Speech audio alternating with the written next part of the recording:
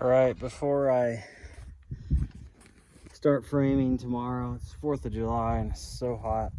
I just don't feel like doing a whole lot. So I'm just kind of doing a little puttering around things to get ready. Marking out the sill plates so we can slap those on for the garage. But before I start framing, hopefully tomorrow, not hopefully, tomorrow, I'm gonna take a marker and tape measure and start marking off where the walls are gonna sit, where the internal walls kick off, so that as I frame each section of wall to raise up, I can go along and kind of see exactly where the internal walls are going to be. I'm going to use red paint markers as my frame of reference, and so between the sheet and my frame of reference here, so I'm going to frame these walls in 60-foot lengths, just all in one, but I'll leave them divided, unattached, by at every 12 or 16 feet. I haven't decided. That's how the framers did our house, and I really liked it. All right, so on this side, on the west side, I remembered to mark in the windows. I'll have to go back and do that on the other side. So we've got a wall, we've got our mudroom, laundry room. There's the wall.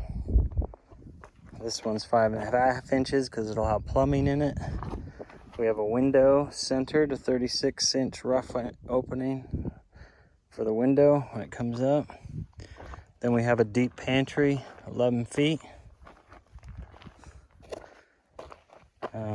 Again, with I guess I don't have to have a 5.5, a 2x6 wall for the pantry, but where it picks up for the bathroom next to it, I do have plumbing in that wall. So I'll probably reduce this down to 3.5. 2x4 until I get to the bathroom. And then from here is the kitchen, big open kitchen. Actually, this whole big space is open kitchen living room, except there is a window here over the sink, and we'll have to double check the dimensions of the fridge and the counter and the sink and all that. More counter space. And then a 38-inch rough opening for the front door. There'll be a sidewalk coming down. And then I've laid out the 4 big 48 by 48 windows. One, there's a 12-inch gap. One 12-inch gap. One 12-inch gap. One 12-inch gap. And then the wall. So I need to get the windows marked in on that. And then there's no windows on this side. There's one door though. I need to mark the door. And then same thing on there. There's a 1 door entry on that end. So that these two ends will be simple. Simple to frame and simple to mark. And this way, as I frame the walls lying down here, I'll have the plans, yes, but I'll also have it marked out on here. So as I frame, I can kind of have a second concrete visual laying on the ground where the actual floor is, so I know what's going on. I've done that before when I laid out the basement in there, and when we've put in a new bedroom and bathroom and other rooms in other houses we've remodeled when I did all the framing stuff. And this will be new to do the whole exterior walls, but same concept, and it seems to work well.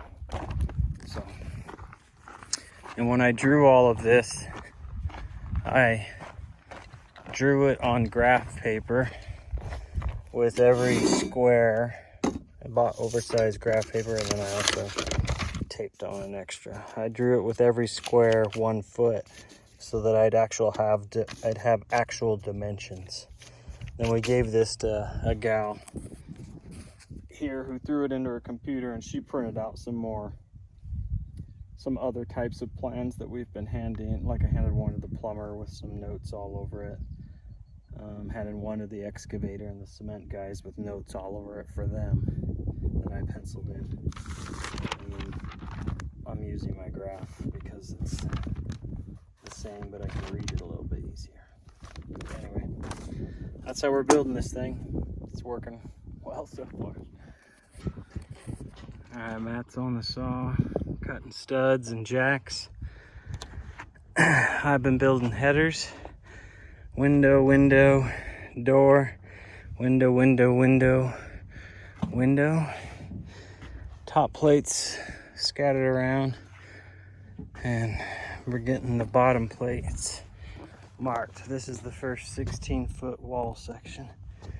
Got end, king, jack, then my 16 cripples, 16 on center cripples, and so forth as we come across, and I'm lining it up with my markings on the floor.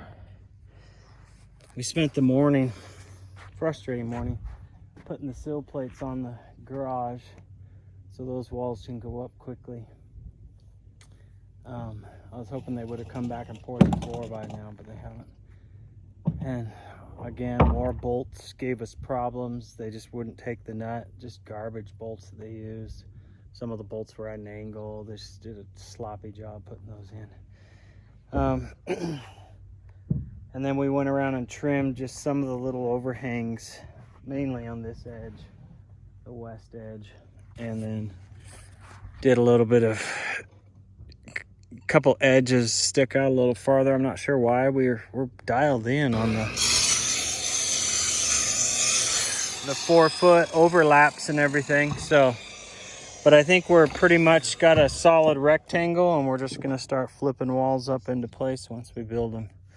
So this first section, I had to find a break, a good break. I was gonna do 12, but that falls somewhere in here inside of a window. And so I went right between two windows. Hopefully that's gonna work out. I think it will. And the next break will be somewhere between this door and this window. And then there's one more spot there. So we'll do 4 sections. These aren't how-to videos, but hopefully I'm showing you enough that you're seeing how I do it. Having the markings on the deck is huge. I also have my sheet, and I walk along and double check and make sure. And I have my sheet sitting there on the ground, and I'm referencing it against my markings on the deck, and then I'm making all my markings on the stud. So, and Matt's doing a whole bunch of cutting of standard sizes. All the kings, I believe, are 103.5. Hopefully they are. He's gonna be upset. And I think all the jacks are 81. I hope that's right. Anyway, that's what he's cutting. All right, so I took my top plate and laid it out. And I gotta redraw that end, I think. Yeah, I got it. That should be right here. They should mirror each other. Anyway, so I just marked my 16s, my jacks, my kings, even though the jack won't touch up there. The header will be there before it gets there. I just want to see where it's at. So that's just how I did it. And then I'll start dropping in my studs and my headers. Get her all nailed together, square it, and then lay some sheeting on, put the sheeting on. And I believe we'll overlap the sheeting and leave some unattached in a kind of like we did on the floor, so that when both walls come up, then we can attach them. Homeboy's going shirtless. First stupid error of the day.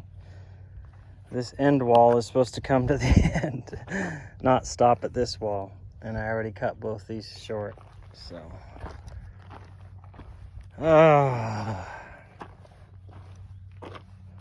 If I slide them all the way to the end, they're gonna sit right there, and this is the edge of the rough opening of the window.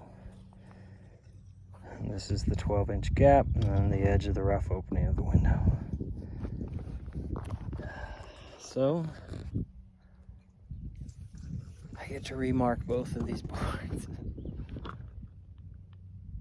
Can't believe I did that. All right.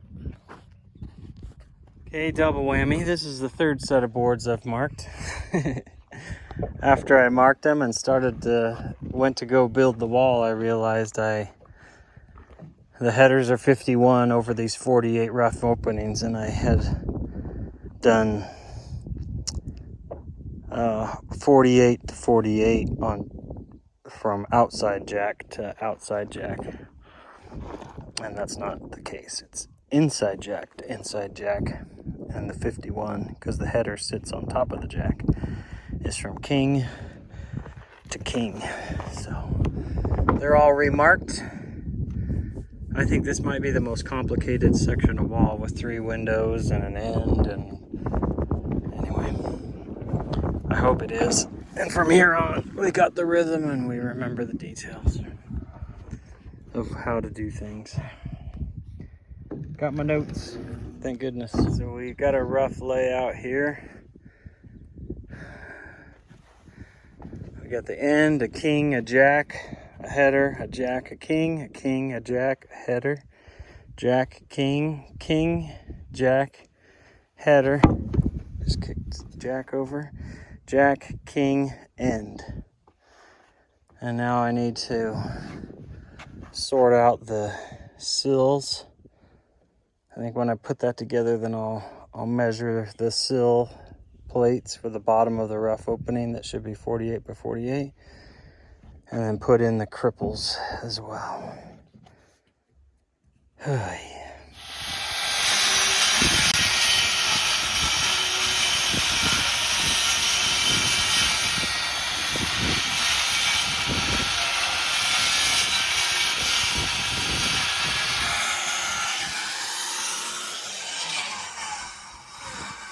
A little nuance.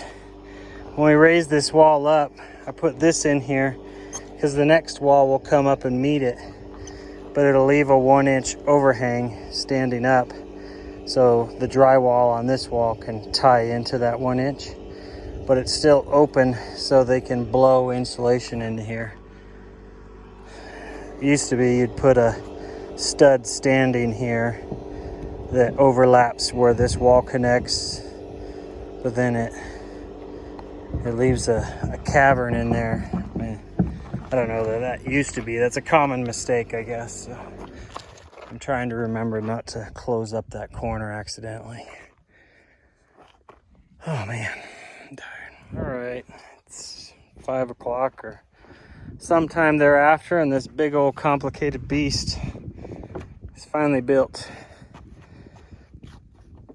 And I think it's perfect. 48, 48, 48, 48 by 48, all 3. We're on 16 center across the bottom, across the top to match. Got our headers built and in place with a 1-inch gap on the far side. And we'll put our top plate on so it hangs over. So when we lift up the next section and get them both up into place, we can cinch them together or with an overlapping top plate. And I'm gonna go watch some videos tonight, but I want to see how to interlace the sheathing on the outside, just so it has a little bit of overlap. Doesn't need a lot, and it can't because there's another window right here. But that'll be fun, running electrical wire through that beast, but we'll get it done.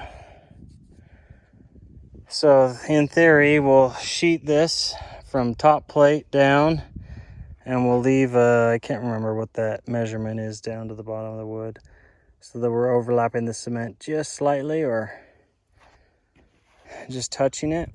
And when we flip the wall down, floop, it'll cover the outside and be sheeted, and we'll wrap it too before we put it up, I think. Can't decide on that. Probably will. That's all she wrote. What a long, frustrating day. I thought we'd have that whole stretch done easily. I think we're dialed in. Tomorrow we'll just cut. Probably every board we need for that whole length and just slap it all together. I bet by noon we have that whole thing. First day of wall framing is a wrap.